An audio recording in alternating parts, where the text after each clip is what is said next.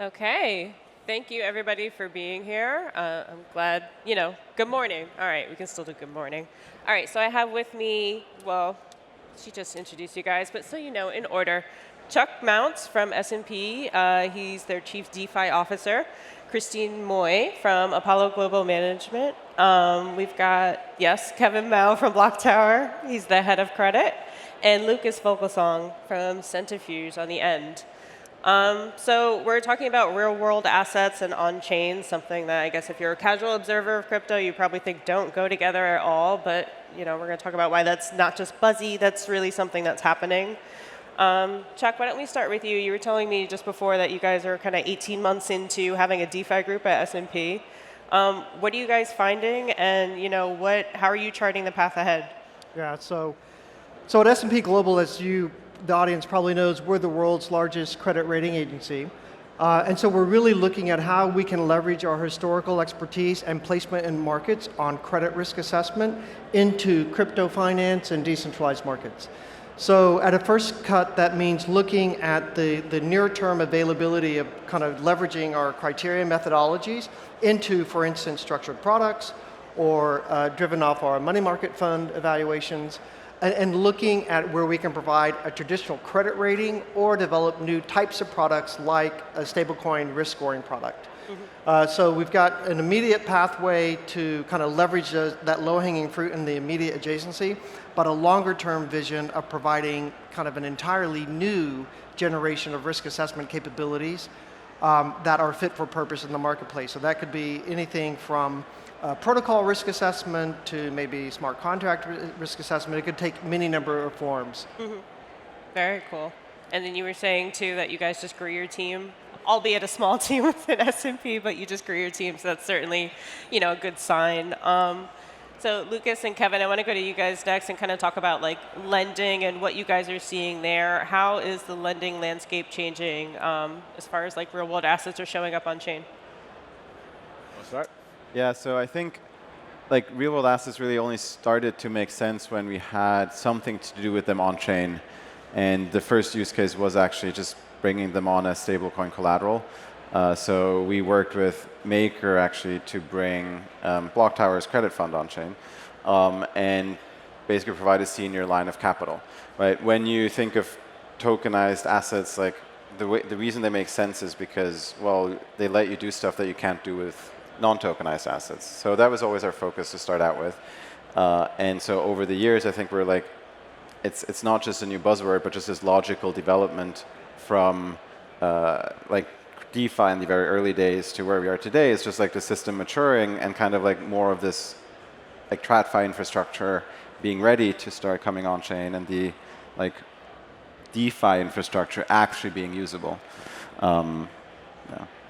Yeah, and I think one of the things that we've really kind of come face to face with, at least with respect to lending in this kind of new paradigm, is tokenizing an asset is irrelevant. It's a commodity already. The thing that is any credit asset or any loan is a relationship with this asset. It's I buy this, and then over time I've built the operational, legal, and otherwise I guess now DeFi infrastructure to basically over a period of time collect and service that debt.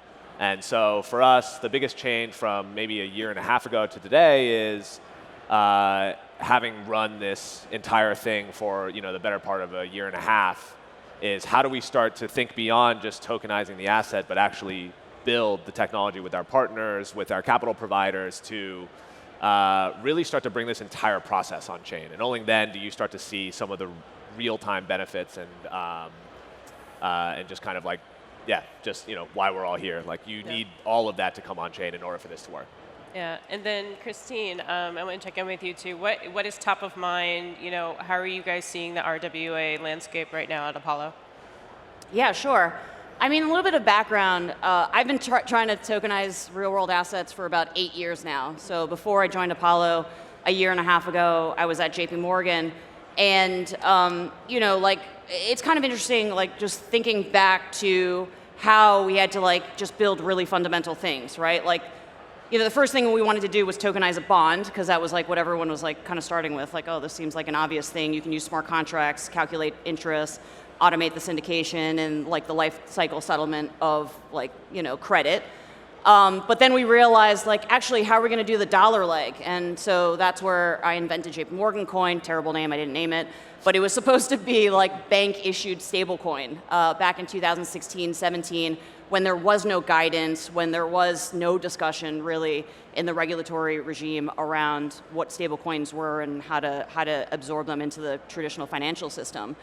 After doing that, after doing both bonds and dollars, ended up building intraday repo, which is tokenizing treasuries and basically exchanging those treasuries for dollars, but really focusing on like the value add, doing something that wasn't able to be done in TradFi before.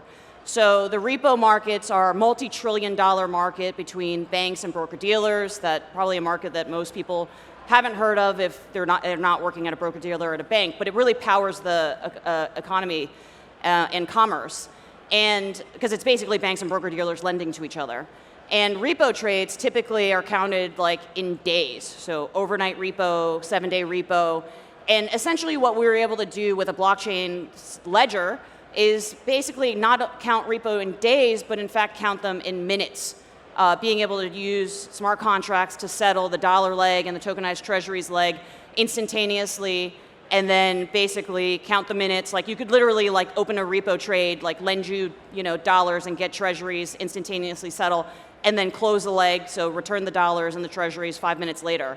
This is not super exciting for anyone who's familiar with DeFi, but for TradFi, incredibly exciting. And since I took it live in 2020, it's transacted over $800 billion on Ethereum, on JP Morgan's Ethereum network. And so basically from there, now moving on to the next chapter of my focus in real world assets, I've joined Apollo. Apollo is a $500 billion asset manager, best known historically for private equity, but actually huge in private credit, in retirement services, so fixed income annuities. And now the focus is on, basically putting on chain alternative assets. But I think what I've been seeing in the industry at large is like everyone's like, hooray, we've tokenized some funds. Now what? Yeah. But having been here in the space for a long time, as you said, like tokenization is just like table stakes. It's just like, okay, yeah, we did it. Who cares? The real thing about getting real world assets to really fly at scale here is to create value that has not existed in TradFi before with this new technology. And so, from an alternative assets perspective, thinking about tokenization as a normalization layer to essentially put alternative assets, so private equity funds or private credit funds or, think real estate, whatever, on the same plane as very liquid assets like equities and ETFs and mutual funds, so that alternative assets can be part of automatically rebalanced portfolios that get sold by private banks and wirehouses. So essentially, like the new functionality creation is, can we make slightly more liquid, illiquid private assets, and can we make them a core part of portfolio construction as is being marketed by private banks and wirehouses to wealth investors today, where that doesn't exist today, where alternatives are currently like, side stepchild, sold separately, different docs, different ops team, different paperwork. Yeah. So that's what I've been focused on. Nice. So I want to, and anyone can kind of jump in here. One of the things that kind of comes to mind when I'm thinking about the way that real world assets are getting put on chain and starting to move on chain is just like how far along has the tech come and what's the real limiter for this? Because faster, cheaper transactions sounds great. So everyone should be in there, but you can't scale it if you don't have the tools in place. So like what's the real limiter here? What still needs to be built in order for more of this to happen? Sure. Kevin, okay. yeah. Yeah, fair You enough. have a good answer to that one, I know. Yeah, I mean, I think there are many, right? I think, when it comes to everybody wants to issue tokenized assets, nobody really wants to buy them today. And why is that not the case? Well, obviously regulatory unclarity, like lack of regulatory clarity is huge for like institutions. I don't want to fall into that trope. I don't think it's a great excuse, but it is definitely a reality. Unfamiliarity with different protocols. Like the space has exploded. Those of us who are at this conference think about the differences between different chains, different consensus mechanisms. Like that's only just now entering the lexicon of like the real institutional players who you need to onboard as liquidity providers in order for any of this to work. What's the point of having a marketplace if there's no density of demand?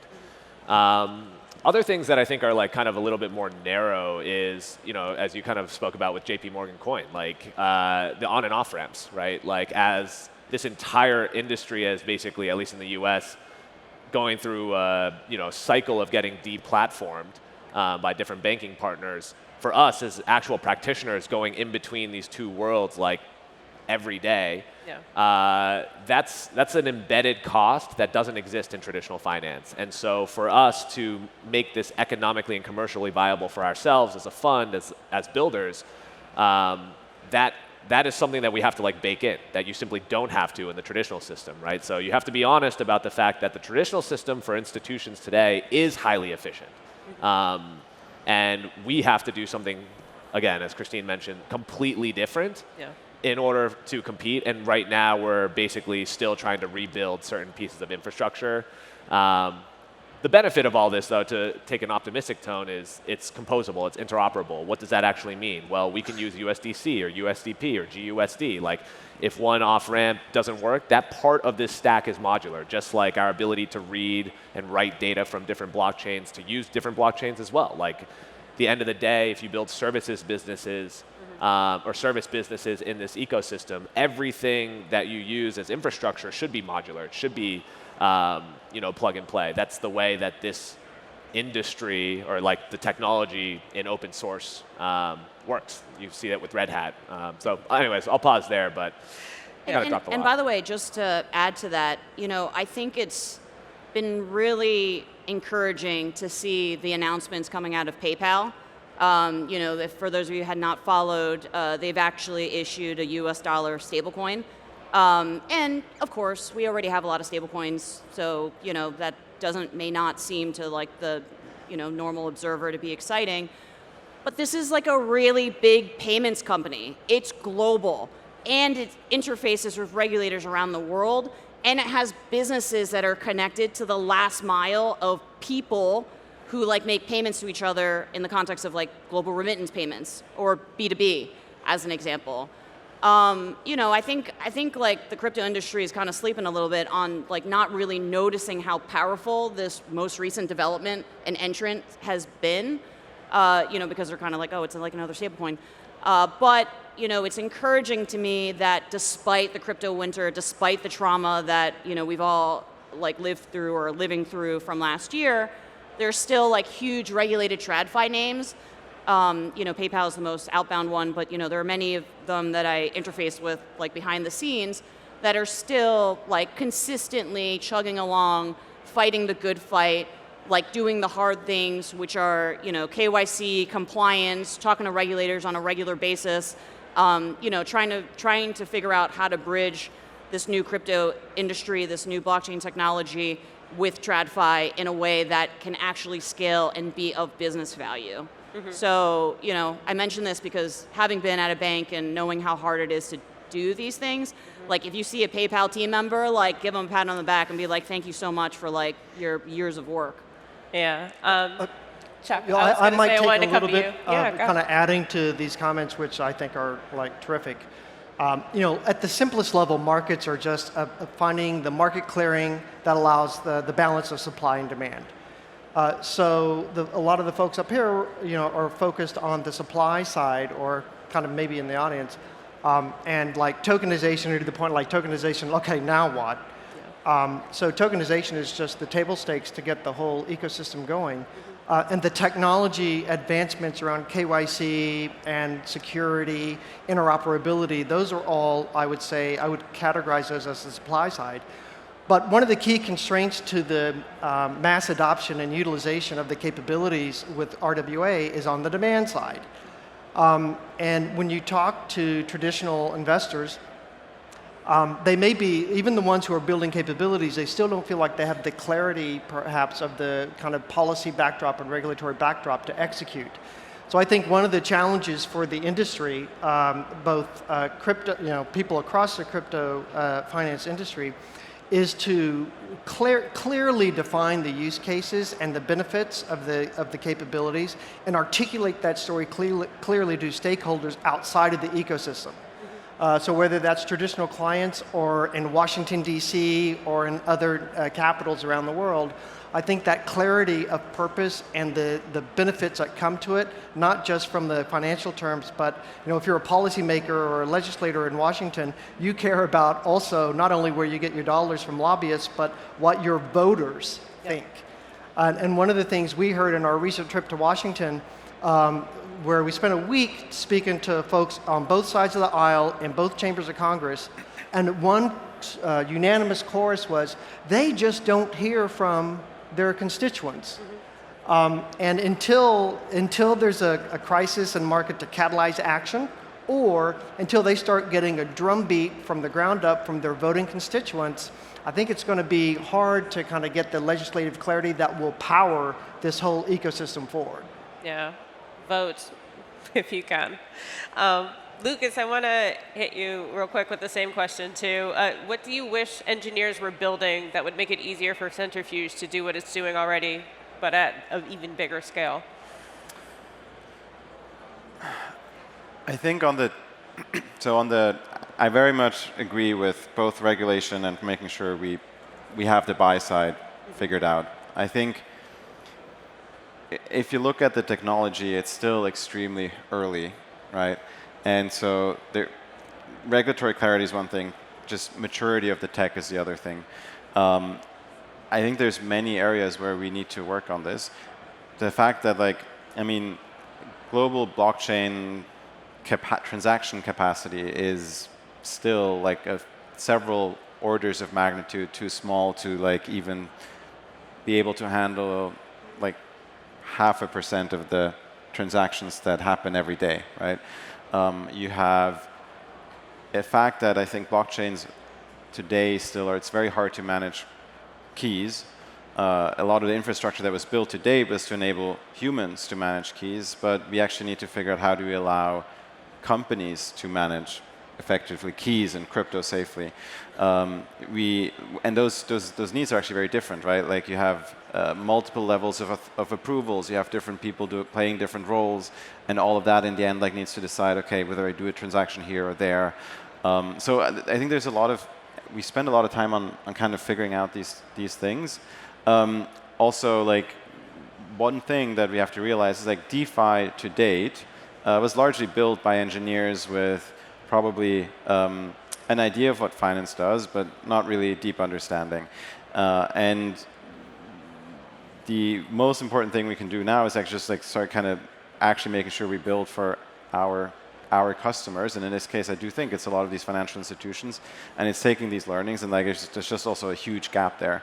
And just starting with the simplest assets, the simplest transaction, making sure it works, and then actually showing all these benefits.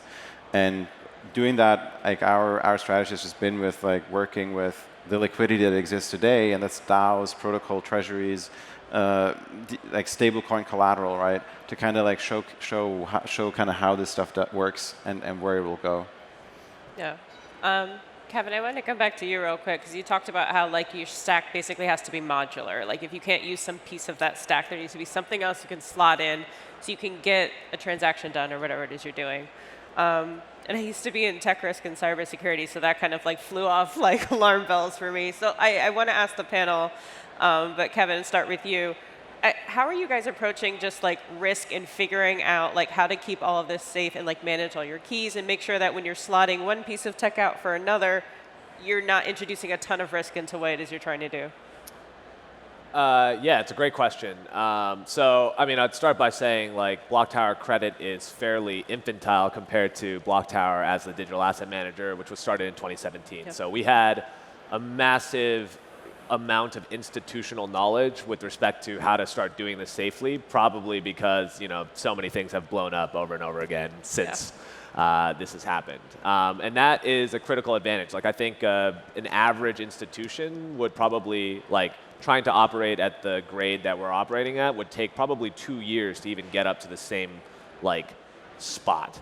And so that's been obviously a huge advantage for us. But on the other side of things, like when we think about who we partner with, like why we issue effectively CLO warehouses, for lack of a better term, with Centrifuge.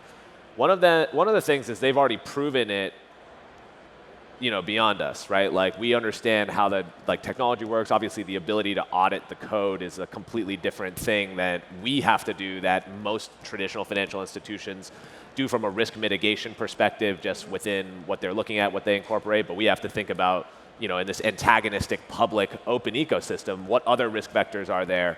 And the thing is, if you really understand it, you can start to control pieces of this. So for example, like a lot of the things that we're doing today don't have oracles. It doesn't introduce this kind of risk of an oracle-driven liquidation on these kind of otherwise illiquid assets, which also have to plug into the real world and gets pretty messy. And so it's really about just understand, you have to understand or generate some sort of understanding of how this technology works holistically in order to start even beginning to understand how you can plug yourself in to this. So that's where I think we're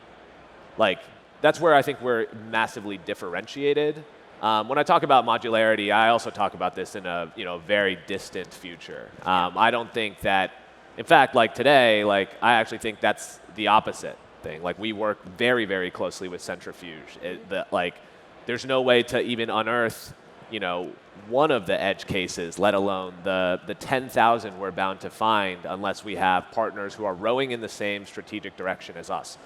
And so in the future, I think that's actually how this will end up. But in the interim, to build it, you need kind of just a consensus-driven path forward with people who are aligned with you, which ultimately it's why this RWA theme is so exciting to me, because for the first time, I think people are taking not only this theme seriously, but also they're thinking about it in timelines that are much more rooted in reality, 5 to 10 to 20-year timelines. And what do we need to build today so that 20 years from now, the vision that Christine is talking about exists? That's how long this is going to take. Right. Realizing that and then starting to really work backwards from there is exciting. But I don't know if that answered your question. But Yeah, sure.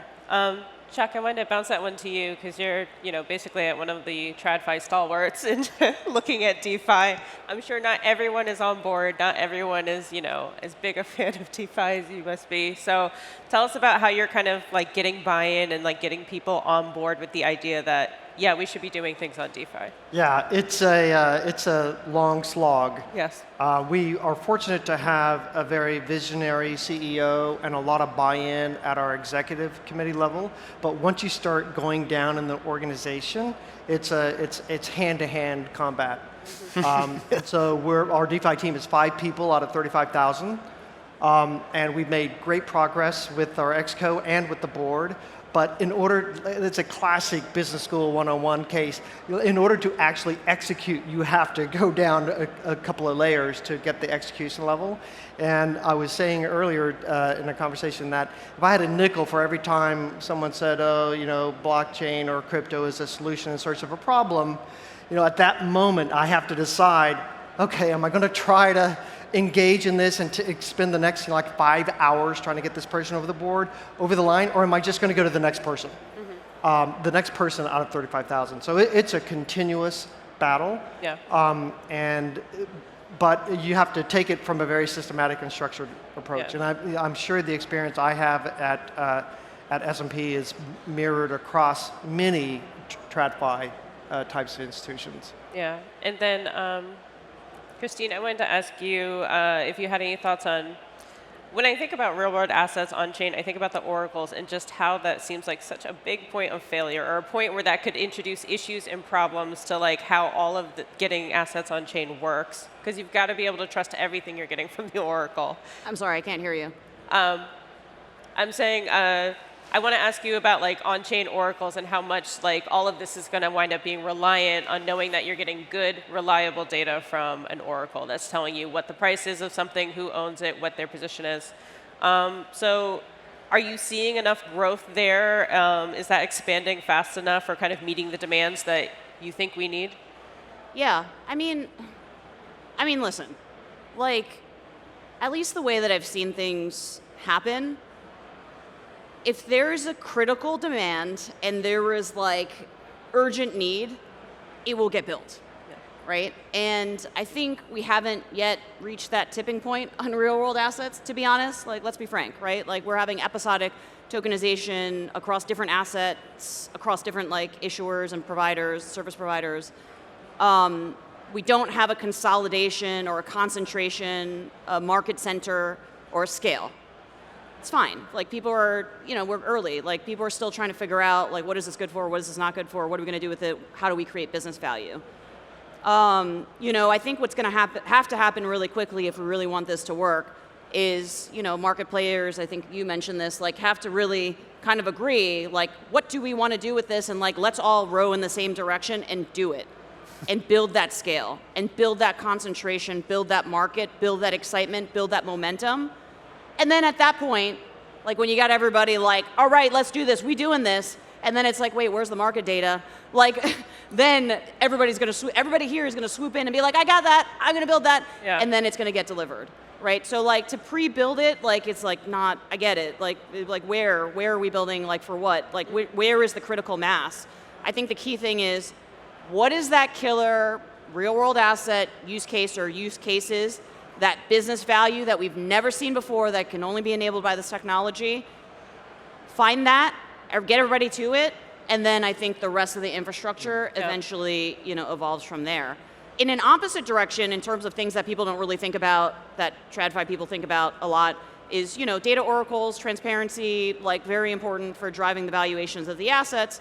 But on the flip side, privacy is really important. And this is like kind of, sort of an oxymoron. Like, privacy on a transparent global ledger, how do we do that? Definitely I've been spending a lot of time thinking about that, trying to figure out what is the right balance. Like, when I think about putting like our $500 billion of private credit on a blockchain, like, of course, the blockchain part of me wants to do it. But then the TradFi part of me is like, wait, like, what kind of, like, data leakage, like alpha leakage am I going to be putting on chain that everybody else is going to read, that, like, I'm going to lose, like, our company's edge, and I'm going to, like, destroy the house that I'm living in. So, like, how do I find what is that balance of definitely need open source, definitely need modularity and composability, interoperability of, like, DeFi units, but how do we preserve the right level of privacy where I don't feel like I'm just like opening up, like, all of my alpha to everybody and like losing my edge. Lucas, I know we got a minute and a half left, so no pressure, but I want to end there. I think the privacy concern is really interesting when we're talking about real world assets on chain. So what do you have any thoughts? Like, how do you do this without kind of like giving everything away on chain? So so we've been doing this for 6 years, and over those 6 years, we learned a ton. And in the beginning, actually, privacy was a big focus. It's been less of a focus, not because I don't think it's important, but just because I think it's one of the really big technological challenges still. And it's actually, we have like the core building blocks, but the challenge is how do we build systems of coordination to actually exchange information privately without revealing it to third parties, but still making sure the right people get it. And at Centrifuge, we realized, like, we did zero knowledge proofs in 2018. Like, we had a first proof of concept. You could prove that this loan was done, like, the counterparty had a certain credit score without revealing what the credit score was, what their social security number was, and like I could trust this zero knowledge proof that I'm buying an asset that's worth what it's supposed to be, or has the right asset, but I don't need to know more. Right? So we kind of worked on these things and then realized, actually, look, it's still a bit too early for this, and we focus more towards asset classes where you don't need this yet. And there's a fair number of those assets.